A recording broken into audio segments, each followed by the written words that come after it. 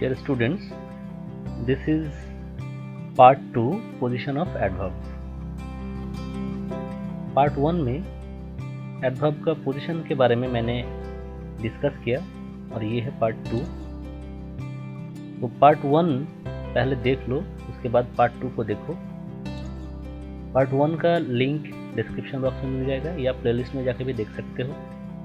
उससे भी पहले एडवर्ब क्या होता है उसके बारे में भी एक वीडियो बना हुआ है, वो भी देख लो. तो adverb and then adverb part 1 और ये है एडवर्ब पार्ट 2. स्पेशली वो स्टूडेंट्स जो क्लास 9 या 10, सेंटेंस रीऑर्डरिंग नाम का एक पार्ट होता है जहाँ पे बहुत सारा ब्लॉक्स दिया जाता है. उस ब्लॉक्स में वर्ड्स रहता है और उस वर्ड्स को सजा के एक नया सेंटेंस बनाना पड़ता है. तो वहाँ पे एडवर्ब का पोजीशन जानना बहुत ज़रूरी है, क्योंकि एडवर्ब का पोजीशन अगर पता नहीं है तो ये सेंटेंस रीऑर्डरिंग कभी भी नहीं हो सकता है. इसलिए क्लास 9 और 10 को ये एडवर्ब, इसका जो पोजीशन है इसके बारे में कंप्लीट जानकारी होना चाहिए. तो एडवर्ब का जो पोजीशन है उसमें ऑलरेडी नंबर 1, 2 एंड 3 पॉइंट में डिस्कस कर चुका हूँ. अब point number 4, it says adverb of frequency. कि एडवर्ब ऑफ फ्रीक्वेंसी वो क्या होता है ना, कोई भी काम वो कितना समय के बाद, या क्या वो हमेशा चल रहा है या कभी रुक रुक के चलता है, इसके बारे में डिस्क्रिप्शन देता है. और उसका एग्जांपल्स क्या क्या है: often, sometimes, always, never, seldom, ever, frequently et cetera. List को बाय हार्ट जरूर करना. Adverb of frequency answer the question how often. अगर जो सेंटेंस है वहाँ पे जो वर्ब है उसको अगर पूछा जाएगा कि कितना समय के बाद ये काम होता है, मतलब how often the work is done, तो एडवर्ब ऑफ फ्रीक्वेंसी का आंसर आ जाएगा. One example, Jaya sometimes comes to my home. कि जया कभी कभी मेरे घर पे आती है. यहाँ अगर हम क्वेश्चन करेंगे कि how often does Jaya come to my home, then your answer is sometimes. तो समटाइम्स ये एक एडवर्ब ऑफ फ्रीक्वेंसी का एग्जांपल है. Such adverbs come before the verbs but after the be verbs. ऐसा जो एडवर्ब्स मतलब एडवर्ब ऑफ फ्रीक्वेंसी जो verb है उससे पहले आता है, और अगर बी वर्ब है तो उसके बाद में आता है. यहाँ मुझे और भी ज़्यादा एक्सप्लेन करना चाहिए था, लेकिन मैंने उतना नहीं लिखा, सिंपली मैंने बता दिया. अगर डू वर्ब देखोगे तो उस डू वर्ब से पहले आएगा एडवर्ब ऑफ फ्रीक्वेंसी, और अगर बी वर्ब होगा तो उसके बाद आएगा. Example, he sometimes talks too much. यहाँ देखो टॉक वो एक डू वर्ब है, इसलिए एडवर्ब ऑफ फ्रीक्वेंसी समटाइम्स वो टॉक से पहले जगह ले लिया. Next you see, they are sometimes late. वो लोग कभी कभी लेट हो जाते हैं. तो यहाँ आर है मेन वर्ब, बट वो एक बी वर्ब है, और इसलिए बी वर्ब के बाद देखो यहाँ पे समटाइम्स इस्तेमाल हुआ है. ओके, नंबर 2, यहाँ पे एक नंबर में मिस्टेक्स है. नंबर 1 के बाद 4 आ गया. ओके, ये सिंपल मिस्टेक है बस, और कुछ नहीं. नंबर 2 देखो, ही ऑलवेज सपोर्ट्स मी. तो सपोर्ट ये मेन वर्ब है और डू वर्ब है, तो उससे पहले क्या है always, because always it is an adverb of frequency. And then number 3, he is always cheerful. But यहाँ पे ऑलवेज देखो इज के बाद है, because is this is be verb.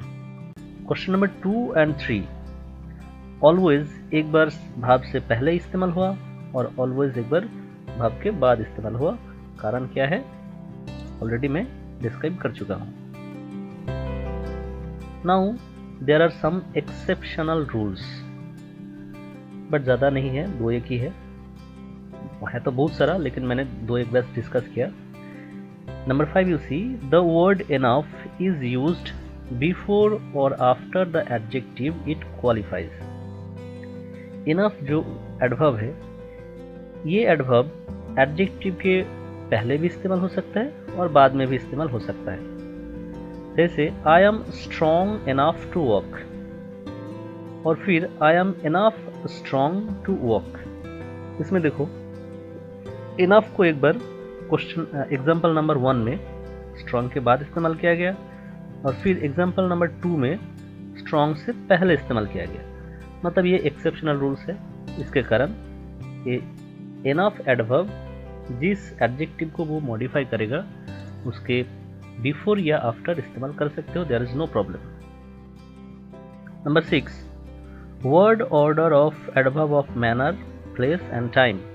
ये बहुत इंपॉर्टेंट है, इसको ज़रूर याद कर लेना, स्पेशली क्लास 9 और 10th। मान लो कोई एक ऐसा सेंटेंस दिया गया जिसमें एडवर्ब ऑफ मैनर भी है, प्लेस भी है और टाइम भी है, तो ऐसा स्थिति में किसको किस जगह पर इस्तेमाल किया जाएगा? उसका आंसर ये है कि एडवर्ब ऑफ मैनर सबसे पहले इस्तेमाल करना है, उसके बाद एडवर्ब ऑफ प्लेस और एडवर्ब ऑफ टाइम हमेशा एट लास्ट। एग्जाम्पल देखो, Sheetal works hard in the garden on Mondays. कि शीतल मंडे में गार्डन में कड़ी मेहनत करती है।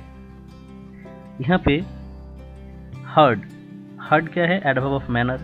कि शीतल कैसे काम करती है ना, हार्ड वर्क करती है। देन अगर पूछा जाएगा कहाँ पे काम करती है, देखो इन द गार्डन, ये है एडवर्ब ऑफ प्लेस। और अगर फिर पूछा जाए कि कब वो काम करती है, तो जवाब है मंडे।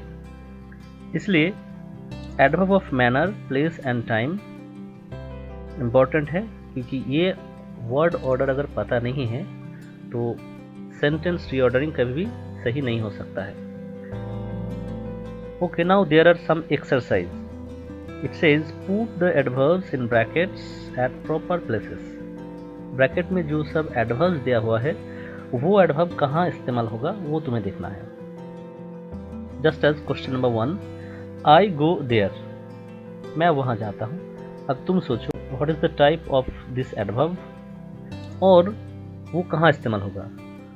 क्या वो गो से पहले इस्तेमाल होगा या वो गो के बाद इस्तेमाल होगा? अगर पहले इस्तेमाल होगा तो आंसर होगा आई नेवर गो देयर, और गो के बाद अगर इस्तेमाल होगा तो आंसर होगा आई गो नेवर देयर। अब आंसर क्या होगा वो तुम खुद सोचो और इसका आंसर डिस्क्रिप्शन बॉक्स में ज़रूर लिखो। Thank you very much.